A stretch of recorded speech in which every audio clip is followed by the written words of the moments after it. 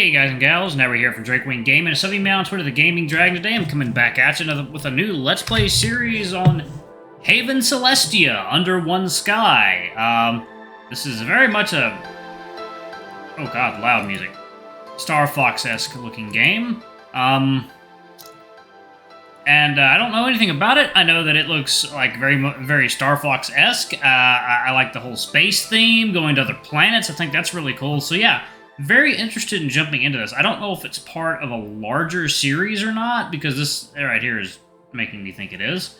But yeah, so let's jump into it, y'all. It also has a Races of HC thing. That's pretty cool. We'll take a look at that another time. Anyway, alarm chain, you were up, and let's go. Yeah, really pretty artwork.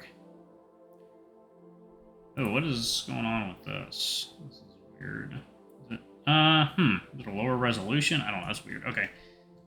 9 or 5 are over. Red 5, I don't like this, Wing Commander. Would cause a long-range communication blackout. Yellow 2, maybe a solar flare, Red 5? Never seen a solar flare do this before, Yellow 2. Cut the chatter, team. We don't need long-range comms. Who are you going to call, anyhow? Ask your mama to fly in here. And wipe your nose? It's a big-ass ship. Unidentified vessel. State your business here. Leo Commander, this is Vice Admiral Vorajinja. You are badly outgunned. Surrender and I'll see that your men live out nice, comfortable lives in a breeding colony somewhere. Uh-oh. But if you choose to fight, I promise there will be no glory in your sacrifice. Vice Admiral Vorajinja, this is Red Lead Sarah. You have no idea what you're up against, how agile and lethal our fleet is. If you surrender now, we'll see that you're dropped at the nearest neutral. We're under attack. Take evasive action. I'm hit! I'm going down. Coming in hot. Chapter 0. Hard landing. Wow, that's a lot of planets. Ooh. This game has really good production qualities. A strange creature slinks around your crashed ship, peeking in lockers and gathering items that might be valuable. He stops when you stir. Are you still alive, Hairball? If not, I claim salvage rights. Yeah, I'm still alive, damn it. Wait. Are they not wearing clothes? Uh-oh. Ow, my head. Hey, put my scanner slate back and hand me that medkit, will ya? The creature pulls the medkit from the wall and hands it to you, but yet he keeps a hold on the slate. Yes, fine. Take your medkit. I have several of those anyhow.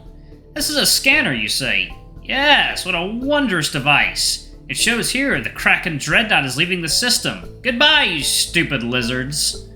They're fleeing? Where does it say they're headed? This scanner can tell that also. Amazing! It says they are headed to Nishira 4. Better than us, I suppose. I'll pause it. Oh. This game is laid out a little bit differently. A cold dread fills you. You recognize that world. Nishira 4? But my people have a colony on Nishira 4. It's a peaceful agricultural commune. They don't even have a militia. Well, I hope they can evacuate quickly. The Vice Admiral's ship is not a diplomatic vessel. It is designed to pound a civilization flat. Perhaps they're not really headed to Nishira 4. Maybe they're just taking evasive actions from my fleet and they're currently heading... Yes, that could be. They're flying away from... Is your fleet hiding in this debris cloud? The hope and optimism you were feeling only a moment before drains away, leaving you cold and numb inside. Debris cloud? Oh, well, Hairball, perhaps you have more pressing problems than worrying about the fate of Nishira 4. You need to stop calling me Hairball. I'm a Leo. My name is Sarah, and I'm the Wing Commander of Red... well, I suppose I'm not commanding anyone now. I am a Surang. My name is Chitter, but you, friend, may call me Chitter. The Sourang seems friendly enough. He helps with some medical foam for a gas that oozes from your shoulder. With some gauze, he fashions a sling for your arm. If he asked, he would probably be willing to tell you more. What's going on here? The Ringo were trying to resist enslavement by the Krakun, but it was futile. The Krakun got them eventually. Oh, sure, the Krakun let the Ringo pretend they're a vassal state, and if that salves Ringo pride, then so be it. But you and I both know that Krakun tech, it's... I didn't see that, okay. Oh, cool. What about Sarang? An anarchist species of adaptive extremophiles that found their way into every corner of civilized space. They seem kind of shifty.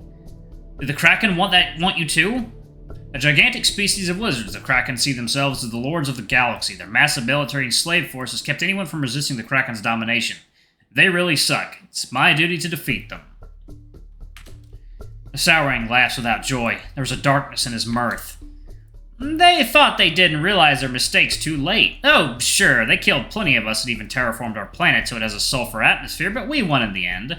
You gasp in horror. They transformed the Sorang's homeworld? A sulfur atmosphere might not harm these creatures overly, but you can't help imagining if this happened to your own world.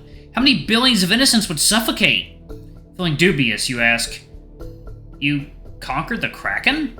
Anarchists do not conquer, my friend, but neither can we be conquered. Now we live in their walls, we eat their food and defecate on their floors, and when the Kraken explore new worlds, we come along as well.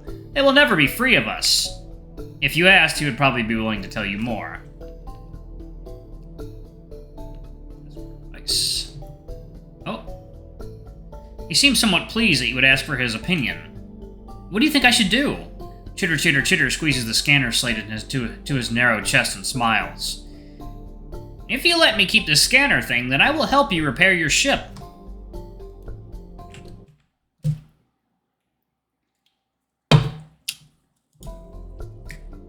You drive a hard bargain, but okay. I'm in no shape to do this all myself.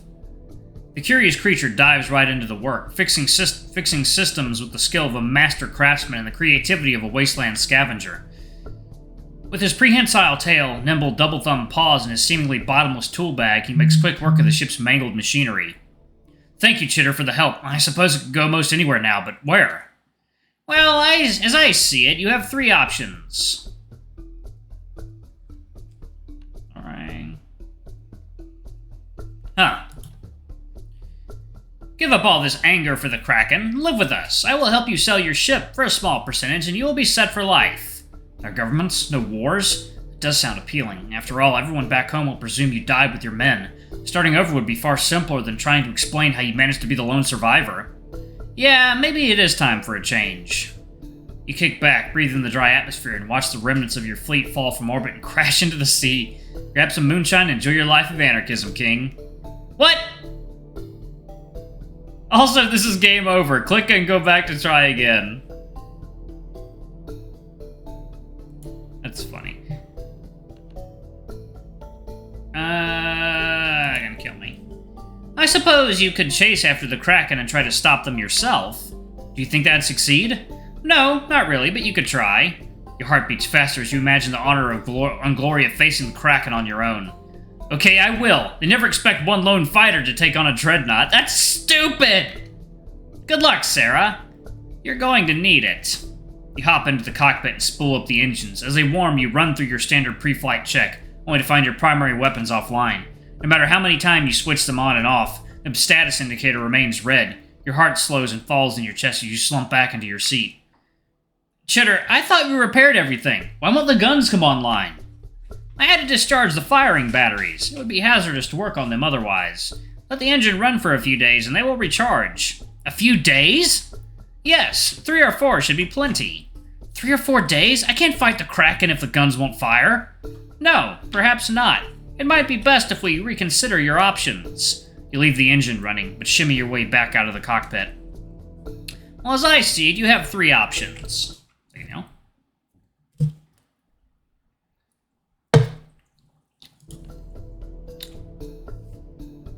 Ally with other species. Alright. A genuine warmth spreads on the Saurang's face. He wants to see you succeed and is doing everything in his power to help. But he alone won't be enough. There are lots of other races. You could go speak with them and ask for their help. If enough of them joined you, perhaps you could stop Vice Admiral Vorogenja.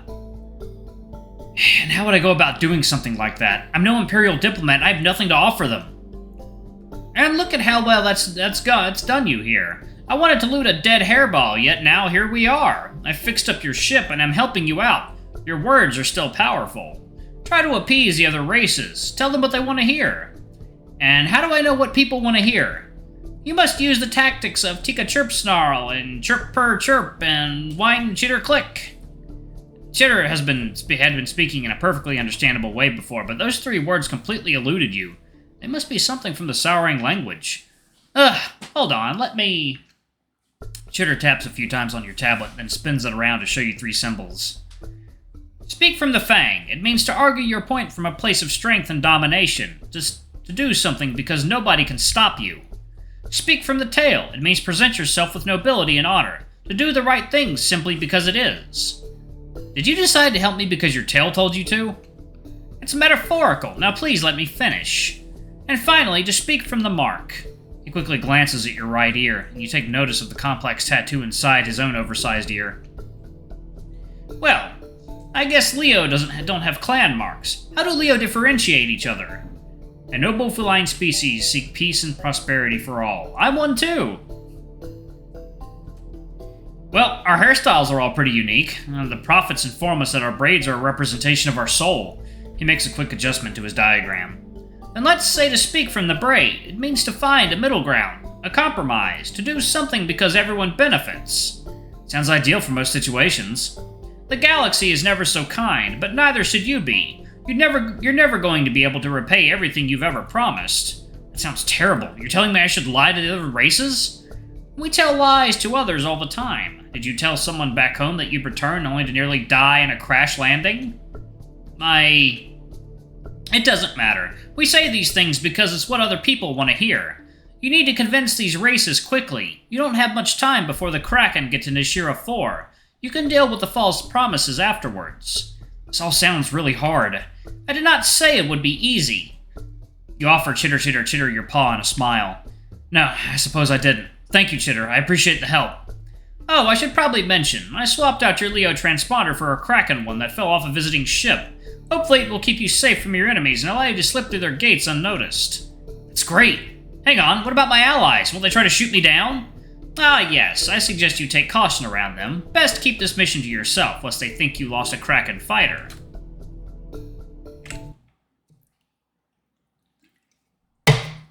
Alright. You hop in the cockpit, ready to find the last sliver of hope for the commune in the Kraken's crosshairs. You have to find some allies. No matter what, I've got to bolster our ranks if those innocents are going to stand a chance. Engines on. Fly true, brave Leo. The Empire depends on you. Chapter 1. The Ringle. The mainstay residence of the king in exile over Riss, now called Ringletech.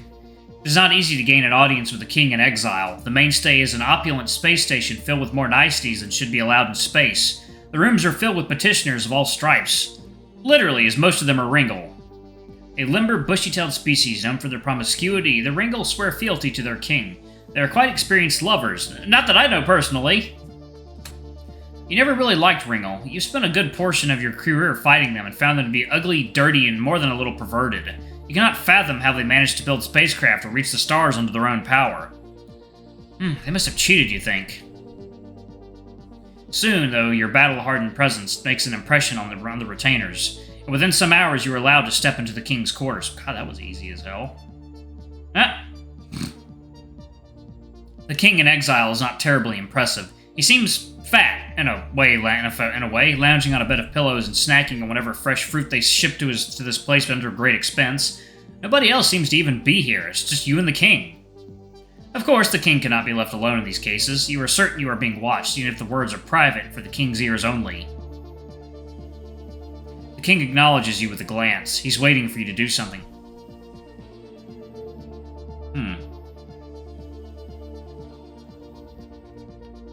What can I do? Okay, let's try that. You don't know how the ring will bow exactly, but the Leo have a similar custom. You take a knee and fold your arms, lowering your head until your braid touches the floor. Your Excellence, my name is Sarah, your most humble servant. I have sought out your audience in order to bring up a matter of highest importance. Oh, a flatterer. You really know how to turn a guy on. But really, you don't have to go this far, you know. You're not one of my subjects. But I'm not going to complain. Would you like to play for a bit? Believe me, it does help relations. With all respect, your majesty, my time is short. State your case, soldier. I'm here to negotiate an alliance. An alliance? This is certainly a jump from where our people were before. I'm not asking for more than mutual aid, to get ships together for a single battle, to stop the threat before it consumes us all. If you were asking this once, you will ask again. And from what I recall, it was only a year ago that we were mortal enemies. I am well aware of our position, but matters have changed. The Krakun have stolen the planet Pellar from us. And this is supposed to convince me to make an alliance with you. As I recall, you stole Pellar from us first. That was our planet. The matter of over a century's worth of planning. Our colony wiped out. I'm not here to argue that point. We had our disagreements.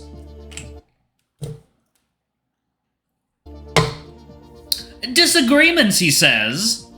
But while the Krakun have nominally secured Pellar on your behalf, I would contend that neither of us actually have control of Pellar, and all this has done is given your masters a stronger foothold in this sector. Are you certain about that? You cannot tell me that you chose to live the remainder of your life on the space station. In making this alliance with the Krakun, all they've done is place you under their thumb. Then, pray tell, what would your Emperor have me do? I am not coming as an ambassador, I'm coming as... Listen, Leo, I know you're not going to win a major battle with a fleet I could muster in a few days or weeks. You are in a precarious position, and the fact you've come to me at all tells me how dire it must be. So, I can tell, you are likely going to ask others. Let me give you a piece of advice. It does not matter if you were named ambassador with any official capacity. Authority does not matter much in these negotiations. Rhetoric does. Oh, goodness. Alright, y'all, I'm going to go ahead and pause it right there. Thank y'all so much for watching. Don't forget to like, comment, subscribe, ring that notification bell, and check out our Patreon if you can. It always helps. Before I go, I'm going to give a quick shout out to our lovely bronze tier patrons. Thank y'all for all you do for the channel. We greatly appreciate your support. Thank you to our silver tier patron, Cade Silverman. Thank you for going a bit above and beyond. It's greatly appreciated. Thank you to our gold tier patron, Tresem Guy. You're awesome. We love you. Thank you for subbing to Ultimate Tier. Anyway, if y'all want to get your names in the credits, get access to all of our not safe for work content as little as $5. Alrighty, I love you all, and I'll see y'all in the next video. Bye-bye!